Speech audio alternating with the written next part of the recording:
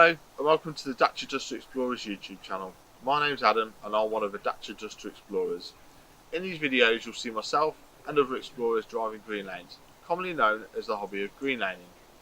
Some of these lanes can be easy, some can be incredibly difficult if not dangerous, but all offer a beautiful feeling of escapism.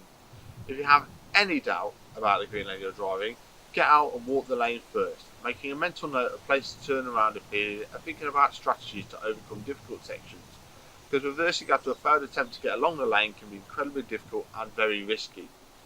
We abide by the Green Lane Association Glass Code of Conduct for driving these lanes and respect all others using the lanes, including horse riders and walkers, as we all have a part to play in keeping these routes open for everyone.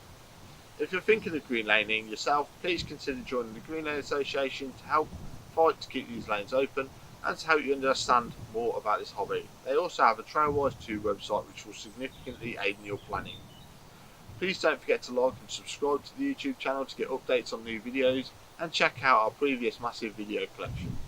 For more information head to the website www.daciadusterexplorers.co.uk, and finally, thanks for watching, stay safe and enjoy your trips.